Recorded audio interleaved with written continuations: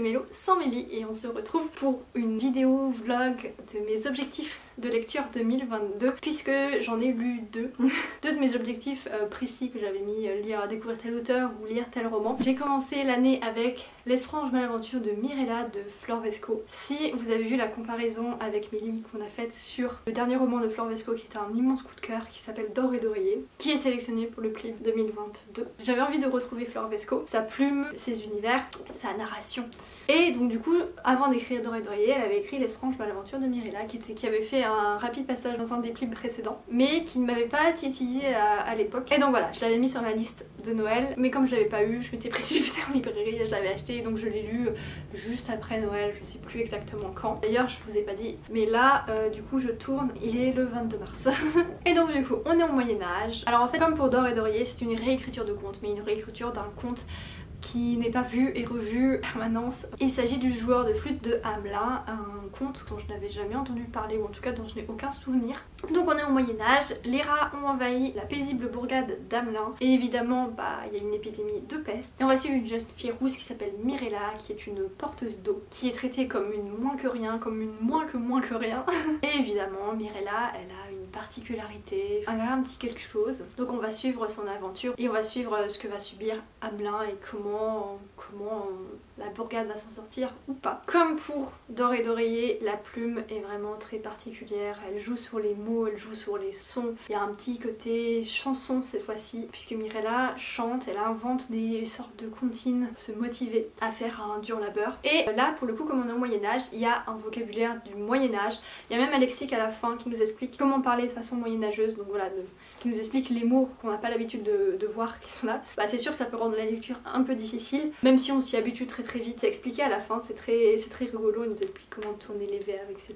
Les petites expressions. Ce n'est pas un coup de cœur comme pour D'or et d'oreiller, mais c'est quand même une très bonne lecture et la plume est tout aussi maîtrisée, il y a toujours autant de talent, c'est très bien raconté. En fait c'est le ton moyenâgeux mais quand même un petit peu freiné, même si ce n'est pas gênant et qu'on s'y fait vite. C'est un peu moins fluide que pour D'or et d'oreiller. C'est une histoire qui m'a un peu moins parlé, même si on y trouve également un engagement féministe dans celui-ci. C'est une histoire, c'est des mots qui sonnent beaux à l'oreille. Je ne sais pas trop comment expliquer. Bref, Flor Vesco c'est une valeur sûre pour moi maintenant. La lecture suivante que j'ai pu cocher dans ma liste d'objectifs 2022, c'est L'Anti-Magicien, le tome 6. Je devais le lire en 2021 pour clore la saga et au final il se trouve que je ne l'ai pas fait. Alors que c'est une des rares et certainement une des dernières lectures young adulte qui passe très bien avec moi, où je passe un très bon moment, où ma lecture est fluide et où je ne lève pas les yeux au ciel et où je ne m'ennuie pas.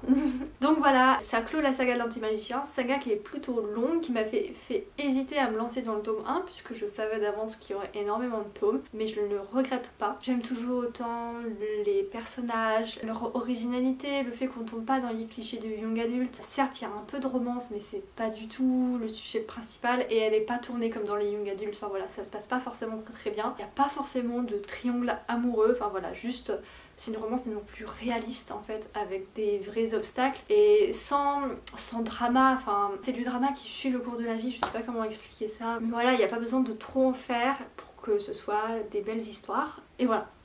Ça prend pas toute la place dans le récit. Ce que je trouve vraiment très bien avec cet auteur, c'est qu'il arrive à parler de magie, à nous mettre dans un monde de magiciens, alors que son personnage principal est quasiment dépourvu de la moindre once de magie.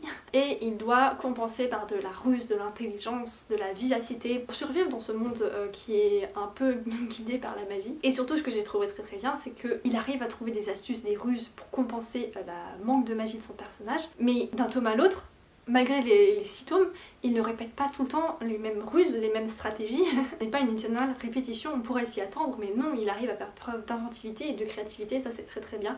Après je vous dis pas qu'il n'y a pas quand même une certaine forme de répétition dans la narration, par exemple, dans le mélange entre la narration et l'action et les résolutions des problèmes, ça reste quand même suffisamment diversifié pour moi en tout cas. Et encore une fois, dans ce tome-là, ce qui est beau, c'est les relations entre les personnages, les relations d'amitié, les relations de mentor aussi. Ce n'est pas mon tome préféré, et ça aurait pu finir en tome qui explose tout, mais non. Je crois que mon tome préféré ça reste dans le 3-4, un truc comme ça, je ne sais plus exactement. Il ne surpasse pas les autres par sa fin. Le final n'est pas extraordinaire, il est très très bien. Il faut pas s'attendre à un final qui va marquer les esprits. Il y a quand même un moment donné où il manquait une explication, enfin en tout cas ça a été un peu rapide. Ils étaient coincés dans une cité ennemie, enfin une cité béradesque, vous verrez si vous l'avez lu, vous me direz. Et normalement ils n'étaient pas censés pouvoir en sortir parce que tous les béradesques étaient à leur recherche. On nous avait dit que les personnages avaient une petite idée, mais on nous a pas expliqué comment ils en sont sortis. On s'est vite retrouvés dans le chapitre suivant où ils étaient hors de la cité, dans le désert, à continuer à fuir. Donc voilà, ça c'est un peu dommage. Il y a peut-être des manques d'explications pour d'autres choses aussi, mais j'ai pas fait trop gaffe parce que c'est une lecture qui est très addictive chez moi en tout cas. Donc voilà, ça s'enchaîne beaucoup, ça se lit très vite malgré le fait que c'est quand même des tomes de 400-500 pages à chaque fois. Et donc en plus du côté très addictif que je retrouve dans chacun des tomes, normalement je retrouve de l'humour aussi. Alors là il y en a toujours, même si un tout petit peu moins. Et il y a quand même un petit truc qui me laisse dubitative, c'est le dernier tour de force de Kellen, enfin le dernier tour, la dernière ruse qu'il fait pour contrecarrer son manque de magie. Et bah je ne sais pas trop quoi en penser. Voilà. Ça sonne pas évident, logique, ni... Je sais pas, c'est peut-être un peu trop forcé. Mais voilà, sinon le reste est très bien et c'est une saga que je recommande, même si c'est du young adulte et que j'en lis de moins en moins, j'en supporte de moins en moins, bah celui-là ça reste du young adulte très bon. Et encore une fois, bravo à l'auteur pour le tour de force qu'il fait avec l'absence de magie de son personnage, la ruse, l'intelligence qu'il y a dans ce roman et tous les sujets qu'il aborde au final au fil de ces tomes. Et donc voilà, on est en mars, j'ai lu 2 romans de mes objectifs, j'avais pas énormément d'objectifs donc ça avance plutôt bien au final. Je sais pas quand est-ce que je vais en lire un autre parce que pour l'instant j'ai pas trop envie de lire ce genre de roman. J'ai une liste d'une vingtaine de romans que j'ai très envie de lire et il n'y en a aucun de ceux que j'ai mis dans mes objectifs, donc c'est pas pour tout de suite. Surtout qu'en ce moment je suis beaucoup dans les sagas familiales, les secrets de famille et la science-fiction. Et oui, alors que je n'avais pas mis de science-fiction dans mes objectifs, je l'avais mis l'année dernière et au final je me suis lancée en fin d'année et maintenant on n'arrête plus presque. Je valide mon objectif 2021 à retardement. Et en plus dans la suite de mes objectifs il y avait notamment finir les brumes de Cendrelune. Bah maintenant à la réflexion je suis pas sûre d'avoir envie de les finir. C'est quand même 400 pages je crois et 400 pages d'une lecture dont je n'ai pas très envie, dont j'ai plus ou moins oublié les tomes précédents. Bah je sais pas si j'ai envie de connaître la clôture de cette saga ou pas. J'ai pas l'impression que ça va me manquer pour l'instant, donc peut-être que je vais l'enlever complètement de cette liste. Donc du coup voilà où j'en suis. Hello, on est lundi 5 septembre, je vous retrouve après un énorme gap entre la dernière fois où j'ai pris la caméra pour ce vlog en particulier. Je n'ai pas fait une nouvelle lecture. Ah si, bah si j'ai fait une nouvelle lecture. Je suis débile. J'ai lu La science des balivernes. Voilà. Ça m'a pris plusieurs semaines parce que bon voilà c'est normal, c'est le genre de lecture que je préfère étaler et lire petit bout par petit bout pour bien m'en souvenir et bien comprendre tout. C'était très intéressant, ça a répondu à mes attentes concrètement. Ma curiosité de croire on croit, les mécanismes de la croyance chez l'humain. Je le conseille autant que La science des balivernes. Et je suis contente de l'avoir lu, du coup je l'ai lu en e-book et j'attends le livre sur la place ou une autre occasion pour l'acheter et le faire dédicacer par l'auteur en même temps. S'il est présent évidemment. Si vous nous suivez sur Instagram, n'hésitez pas à aller voir dans les publications, j'ai mis quelques citations qui m'ont bien plu. J'ai failli oublier, je n'ai pas lu un livre, non, j'en ai lu 2 de mes objectifs. Puisque j'ai lu un autre livre du même auteur que celui qui a écrit La science des balivernes. J'ai lu le tome 2 de la saga Les 4 vérités, je crois que c'est le nom de la saga. Le tome 1 c'était Le premier souffle et donc du coup là je viens de lire Les 4 vérités. Ah si c'est ça, donc c'est pas ça le nom de la saga. Bref, vous l'aurez en image. J'en ai parlé dans mon vlog du Sotikoma Challenge, je ne sais plus lequel, je vous le mettrai en description. Donc n'hésitez pas à aller voir. Et d'ailleurs c'est pareil pour La science des balivernes, j'ai dû en parler dans un des vlogs aussi. Globalement le tome 2 était une bonne lecture mais je crois que j'ai préféré le tome 1. Et l'autre raison pour laquelle j'ai pris la caméra aujourd'hui c'était pour faire le point par rapport à mes autres objectifs que je m'étais fixés. C'est pour ça qu'au début j'ai confondu, j'ai cru que je n'avais pas lu le livre mais que je voulais juste vous faire le point.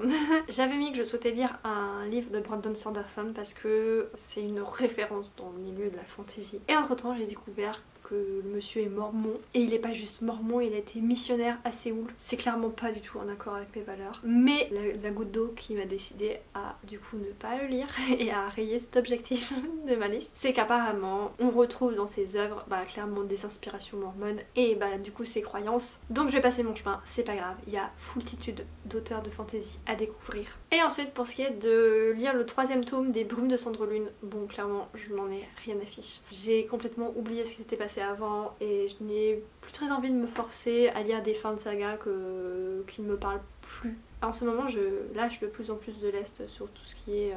je sais pas comment nommer ça, mais bref, des choses sur lesquelles à une époque je me serais peut-être un petit peu plus forcée, histoire de finir, histoire de connaître la fin, mais bon voilà, je n'en vois juste pas l'intérêt. Mais si quelqu'un l'a lu, n'hésitez pas à venir me spoiler, je serais quand même ravie de savoir la conclusion de cette saga. Et donc du coup il me reste à lire une œuvre de Cédric Cyr et peut-être lire Sungrove, à voir. Mais ça c'est un très grand peut-être. Et voilà, donc sur ce je vous donne rendez-vous probablement dans plusieurs semaines, plusieurs mois pour ma lecture de Cédric Cyr, si je m'y tiens.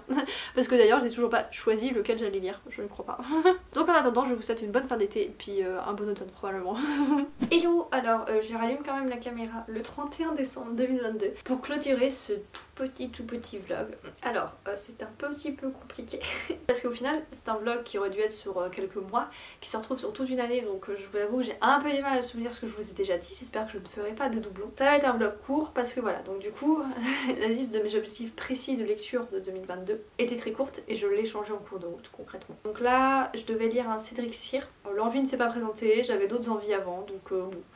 Peut-être que j'en lirai plus tard, peut-être pas, peut-être que je vais m'orienter vers d'autres thrillers et pas vers ce que lui il écrit. Bref, je m'en fous. Et il y avait aussi Sandgrove que j'hésitais à lire. Lui il était dans ma liste mais j'avais compté sans le compter. Et donc en effet je l'ai pas lu, pareil je verrai plus tard, il y a d'autres choses avant. Et donc du coup en fait je me rends compte que dans ce vlog très peu d'avis de lecture au final, quelques-uns, mais les autres à chaque fois je renvoie vers ah bah je l'ai lu pendant le Sweetie Gourmet Challenge, donc je vous en ai parlé dans les vlogs du Sweetie Gourmet Challenge, donc allez voir ces vlogs. Voilà, donc une vidéo où je vous dis d'aller voir d'autres vidéos, c'était un peu... c'est pas terrible, c'est pas grave. Ça fera une toute petite vidéo courte en mode bonus du dimanche. Et n'hésitez pas à aller voir ma vidéo bilan de mes objectifs 2022 et objectifs 2023. Parce qu'elle est très longue, je parle beaucoup. Et sur ce, je conclue cette vidéo, j'espère qu'elle vous aura plu. Et en attendant une prochaine vidéo, je vous souhaite de très bonnes lectures.